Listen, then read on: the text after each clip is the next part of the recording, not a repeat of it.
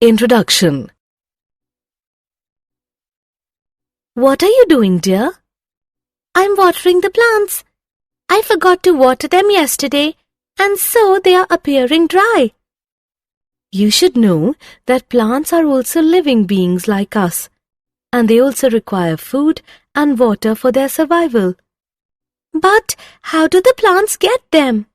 They absorb nutrients and water from soil by various mechanisms. We will learn about such mechanisms in this module. Objectives. At the end of this lesson, you will be able to discuss transport of water in plants, discuss various means of transport like diffusion, facilitated diffusion, and active transport, compare different transport processes, explain plant-water relations, understand water potential, describe osmosis, plasmolysis, and imbibition process. Transport of water in plants. Introduction. All plants need to move molecules over very long distances. They also do not have a circulatory system in place. Water taken up by the roots has to reach all parts of the plant, up to the very tip of the growing stem. The photosynthetes, or food synthesized by the leaves, have also to be moved to all parts, including the root tips embedded deep inside the soil. In a flowering plant, the substances that would need to be transported are water, mineral nutrients, organic nutrients, and plant growth regulators. Over small distances, substances move by diffusion and by cytoplasmic streaming, supplemented by active transport. Transport over longer distances proceeds through the vascular system and is called translocation. You will be surprised to know that in rooted plants, transport in xylem is essentially unidirectional from roots to the stems. Organic and mineral nutrients, however, undergo multidirectional transport. Now we will learn about the means of transport for short distances in plants. Means of transport. Let us start with diffusion process. Diffusion is a slow process and is not dependent on a living system. In diffusion, molecules move in a random fashion, the net result being substances moving from regions of higher concentration to regions of lower concentration. Movement by diffusion is passive and may be from one part of the cell to the other or from cell to cell, or over short distances, say from the intercellular spaces of the leaf to the outside. No energy expenditure takes place. Diffusion is very important to plants since it is the only means for gaseous movement within the plant body. Diffusion rates are affected by the gradient of concentration, the permeability of the membrane separating them, temperature, and pressure. The diffusion rate depends on the size of the substances. Obviously, smaller substances diffuse faster. The diffusion of any substance across a membrane also depends on its solubility in lipids, the major constituent of the membrane. Membrane proteins provide sites at which some molecules cross the membrane. They do not set up a concentration gradient. A concentration gradient must already be present for molecules to diffuse even if facilitated by the proteins. This process is called facilitated diffusion. In facilitated diffusion, special proteins help move substances across membranes without expenditure of ATP energy. Facilitated diffusion is very specific. It allows cell to select substances for uptake. The proteins form channels in the membrane for molecules to pass through. Some channels are always open, others can be controlled. Some are large, allowing a variety of molecules to cross. The porins are proteins that form huge pores in the outer membranes of the plastids. Mitochondria and some bacteria allowing molecules up to the size of small proteins to pass through. In this process, an extracellular molecule bound to the transport protein. The transport protein then rotates and releases the molecule inside the cell. For example, water channels made up of 8 different types of aquaporins. Some carrier or transport proteins allow diffusion only if 2 types of molecules move together. In a symport, both molecules cross the membrane in the same direction. In an antiport, they move in opposite directions. When a molecule moves across a membrane, independent of other molecules, the process is called uniport. Another mean of transport is active transport. Active transport uses energy in the form of ATP to pump molecules against a concentration gradient. Active transport is carried out by membrane proteins. Hence, different proteins in the membrane play a major role in both active as well as passive transport.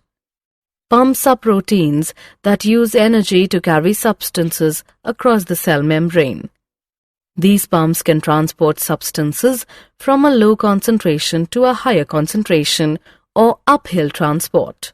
Transport rate reaches a maximum when all the protein transporters are being used or are saturated. Now, let us compare simple diffusion, facilitated diffusion, and active transport. Plant-water relations. Water is essential for all physiological activities of the plant and also plays a very important role in all living organisms. It provides the medium in which most substances are dissolved. The protoplasm of the cells is nothing but water in which different molecules are dissolved and suspended. A watermelon has over 92% water. Most herbaceous plants have only about 10 to 15% of its fresh weight as dry matter. Of course, distribution of water within a plant varies. Woody parts have relatively very little water, while soft parts mostly contain water. A seed may appear dry, but it still has water. Otherwise, it would not be alive and respiring. Terrestrial plants take up huge amount of water daily, but most of it is lost to the air through evaporation from the leaves, which is termed as transpiration. Do you know that a mature corn plant absorbs almost 3 liters of water in a day, while a mustard plant absorbs water equal to its own weight in about 5 hours? Because of this high demand of water, it is not surprising that water is often the limiting factor for plant growth and productivity in both agricultural and natural environments. Water potential. To comprehend water-plant relations, we should need to know certain standard terms. Water potential is a concept fundamental to understanding water movement. Solute potential and pressure potential are the 2 main components that determine water potential. Water molecules possesses kinetic energy. The greater the concentration of water in a system, the greater is its kinetic energy or water potential. Hence, it is obvious that pure water will have the greatest water potential. If 2 systems containing water are in contact, random movement of water molecules will result in net movement of water molecules from the system with higher energy to the one with lower energy. Thus, water will move from the system containing water at higher water potential to the one having low water potential. This process of movement of substances down a gradient of free energy is called diffusion. Water potential is denoted by the Greek symbol xi and is expressed in pressure units such as pascals. By convention, the water potential of pure water at standard temperatures, which is not under any pressure, is taken to be 0. All solutions have a lower water potential than pure water. The magnitude of this lowering due to dissolution of a solute is called solute potential. Solute potential is always negative. The more the solute molecules, the lower is the solute potential. For a solution at atmospheric pressure, water potential is equal to solute potential. If a pressure greater than atmospheric pressure is applied to pure water or a solution, then its water potential increases. Pressure can build up in a plant system when water enters a plant cell due to diffusion, causing a pressure build-up against the cell wall. It makes the cell turgid. This increases the pressure potential. Pressure potential is usually positive, though in plants, negative potential or tension in the water column in the xylem plays a major role in water transport up a stem. Pressure potential is denoted as P. Water potential of a cell is affected by both solute and pressure potential. The relationship between them is as follows. Osmosis. The plant cell is surrounded by a cell membrane and a cell wall. The cell wall is freely permeable to water and substances in solution, hence there is not a barrier to movement. In plant cells, the cell membrane and the membrane of the vacuole, the tonoplast together are important determinants of movement of molecules in or out of the cell. Now let us know about osmosis. Osmosis is the term used to refer specifically to the diffusion of water across a differentially or semi-permeable membrane. Osmosis occurs spontaneously in response to a driving force. The net direction and rate of osmosis depends on both the pressure gradient and concentration gradient.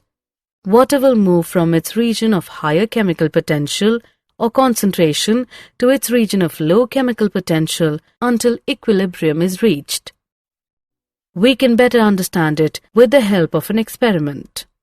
Take a thistle funnel filled with sucrose solution and then keep it inverted in a beaker containing water. The solution of sucrose in water taken in a funnel is separated from pure water in a beaker through a semi-permeable membrane, such as an egg membrane. Then what will happen? We will observe that water will diffuse across the membrane to raise the level of the solution in the funnel. This will continue till the equilibrium is reached. Now, we will apply some pressure to stop the water movement into the funnel. This pressure required to prevent water from diffusing is, in fact, the osmotic pressure, and this is the function of the solute concentration. More the solute concentration, greater will be the pressure required to prevent water from diffusing in. Numerically, osmotic pressure is equivalent to the osmotic potential, but the sign is opposite. Osmotic pressure is the positive pressure applied, while osmotic potential is negative. Plasmolysis. The behavior of the plant cells or tissues with regard to water movement depends on the surrounding solution. If the external solution balances the osmotic pressure of the cytoplasm, it is said to be isotonic. If the external solution is more dilute than the cytoplasm, it is hypotonic. And if the external solution is more concentrated, it is hypertonic. Cells swell in hypotonic solution and shrink in hypertonic ones. Plasmolysis occurs when water moves out of the cell and the cell membrane of a plant cell shrinks away from its cell wall. This occurs when the cell or tissue is placed in a solution that is hypertonic, has more solutes, to the protoplasm. Water moves out. It is first lost from the cytoplasm and then from the vacuole. The water, when drawn out of the cell through diffusion into the extracellular outside cell fluid, causes the protoplast to shrink away from the walls. The cell is said to be plasmolysed. The movement of water occurred across the membrane, moving from an area of high water potential to an area of low water potential outside the cell. When the cell or tissue is placed in an isotonic solution, there is no net flow of water towards the inside or outside. If the external solution balances the osmotic pressure of the cytoplasm, it is said to be isotonic. When water flows into the cell and out of the cell and are in equilibrium, the cells are said to be flaccid. The process of plasmolysis is usually reversible. When the cells are placed in an hypotonic solution, which means higher water potential or dilute solution as compared to the cytoplasm, water diffuses into the cell causing the cytoplasm to build up a pressure against the wall that is called turgor pressure. The pressure exerted by the protoplasts due to entry of water against the rigid wall is called pressure potential. Because of the rigidity of the cell wall, the cell does not rupture. This turgor pressure is ultimately responsible for enlargement and extension growth of cells. Imbibition. Imbibition is a special type of diffusion when water is absorbed by solids, colloids, causing them to enormously increase in volume. The classical examples of imbibition are absorption of water by seeds and dry wood. Imbibition is also diffusion since water movement is along a concentration gradient. The seeds and other such materials have almost no water, hence they absorb water easily. Water potential gradient between the absorbent and the liquid imbibed is essential for imbibition. Summary. Let us summarize what we have learnt. Over small distances, substances move by diffusion and by cytoplasmic streaming supplemented by active transport. Transport over longer distances proceeds through the vascular system and is called translocation. In rooted plants, transport in xylem is essentially unidirectional from roots to the stems. Organic and mineral nutrients, however, undergo multidirectional transport. In diffusion, molecules move in a random fashion, the net result being substances moving from region of higher concentration to regions of lower concentration. In facilitated diffusion, special proteins help move substances across membranes without expenditure of ATP energy. Active transport uses energy to pump molecules against a concentration gradient. It is carried out by membrane proteins. Water potential is denoted by the Greek symbol xi and is expressed in pressure units such as pascals. Water potential of a cell is affected by both solute and pressure potential. The relationship between them is as follows. The diffusion of water across a semi-permeable membrane is known as osmosis. The net direction and rate of osmosis depends on both the pressure gradient and concentration gradient. If the external solution balances the osmotic pressure of the cytoplasm, it is said to be isotonic. If the external solution is more dilute than the cytoplasm, it is hypotonic. And if the external solution is more concentrated, it is hypertonic. Cells swell in hypotonic solutions and shrink in hypertonic ones. Plasmolysis occurs when water moves out of the cell and the cell membrane of a plant cell shrinks away from its cell wall. Imbibition is a special type of diffusion when water is absorbed by solids, colloids, causing them to enormously increase in volume.